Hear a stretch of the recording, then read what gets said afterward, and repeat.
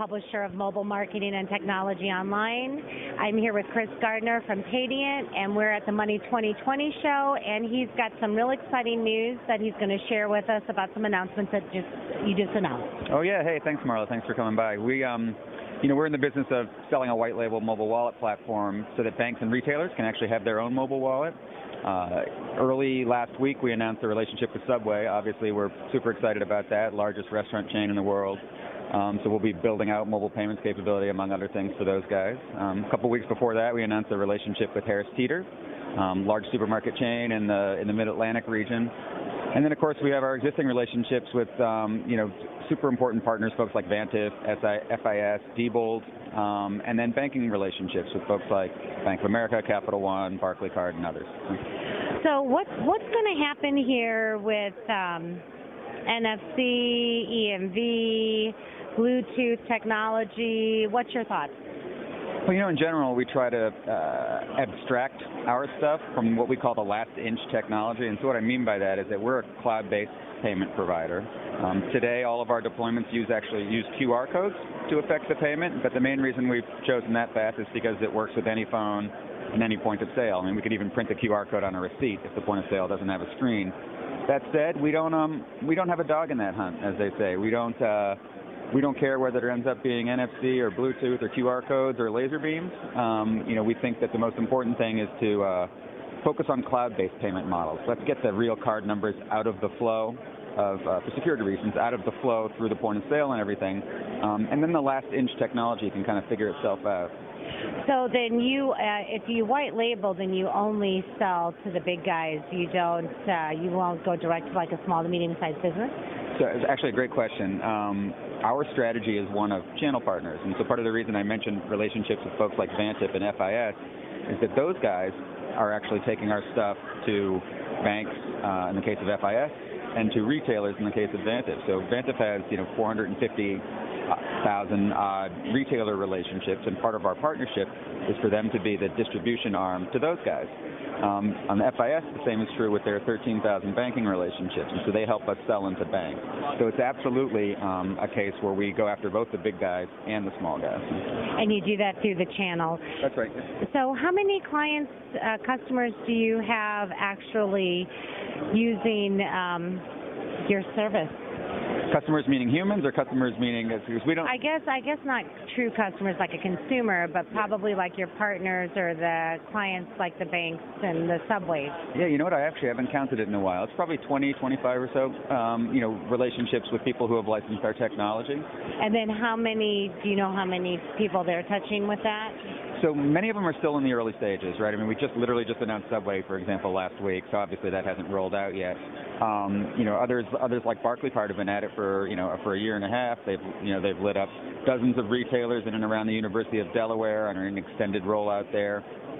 Bank of America has a trial going on in Charlotte, and Capital One's participating in a lot of these as well. And so it's kind of too early to say exactly how far it's going to go, but right now it's looking really good. So let's take Subway. I'm a Subway customer. They are offering me a wallet because I'm loyalty-based, or because I just walk in there, or I guess I would have to be a frequent user of Safeway, buyer of Safeway. I go in there, and it's a QR code, so it's similar to how Starbucks rolled out their mobile payment, where I would have the QR code, you use the Wi-Fi scanner, you click on it after the purchase, and it debits out of my account? Yeah, so I can describe it at a high level. I can't say a whole lot about what they're doing to just be sensitive to their competitive issues. Okay. But the way our stuff works, and happy to show it to you, is that what happens is you tell the cashier you want to pay by mobile. They push the mobile button on the point of sale, and the QR code appears at the point of sale on a screen, and you use your phone to scan that QR code to affect the payment. Now, so that's just a payment piece. What we like to remind people, however, is that the mobile wallet is really payments the smallest piece of it, and it's all the other stuff that you wrap around it that's useful to consumers. Starbucks is so successful, not really because it's a payment mechanism, but because you get to fill the cup up with gold stars. And that's kind of the thing, that the loyalty program is what drives the consumer adoption more than anything. And Subway and others, I think, you'll see similar things. It's all the other capabilities around the wallet that really make it compelling, besides just payments. Are you offering any type of couponing offers? Does that come from you, or is that something that the merchant has to upload and do the heavy lifting on? So our platform has mobile payments, mobile offers, and mobile loyalty all built in. Some customers use all of those pieces. Some ask us to integrate with their existing offers and loyalty programs.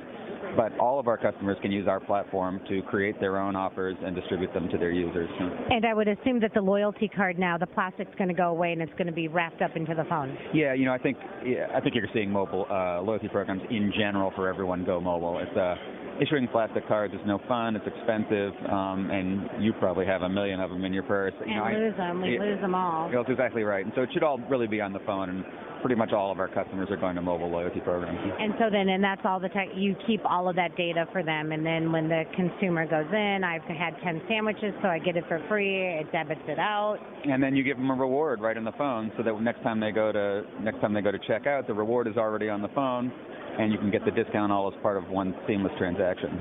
So let's talk a little bit about data analytics. I'm assuming that you have the engine that's going to offer the merchant that type of reporting back. So it's a great question. So I said before that payment is we think of payment as the kernel of all of this stuff, and then it's all the neat stuff you wrap around it, and data being a huge part of it. So if I were to tell you where we were spending all our money, from a product investment standpoint over the next couple of years, it's all around mobile offers, mobile loyalty, data, and analytics. So, unlike some of the other wallet providers out there who are really running, let's face it, Google's running an advertising business, right? And they want to have a wallet so they can see the data and sell advertising. We take a very different approach. We really believe that our white label customers, whoever issues that wallet, whoever brands that wallet, that's their data, period, end of story. But what we're doing is creating all the tools that they can use to monetize that data for themselves. So Subway can use that data to market to their own customers. Capital One or Barclaycard can use that data to market to their customers, and we're going to give them the tools to do that. Are you part of the Spark Pay Capital One program that just rolled out here? No. Yeah, that's something different. Okay, just wondering. Yeah. Okay. All right. Well, let's cut that out. Okay. All right. So, is there anything else you'd like to share with us? The only other thing that if you have time, you should go to either the FIS or Advanta booth and check out the cardless cash access. We have checked that out at Which Advanta. is really cool. And so we just think one of the neat things about that, of course, is I said before, right, the payment is one part of a transaction, but if you think about all the things you want a wallet to do, it's payments, it's coupons, it's offers, it's loyalty, it's getting cash out too. And so you need to build that portfolio of services around a wallet for it to be a viable and compelling solution for consumers. That's great. Thank you so much. Oh, thanks for having me. Thanks for watching.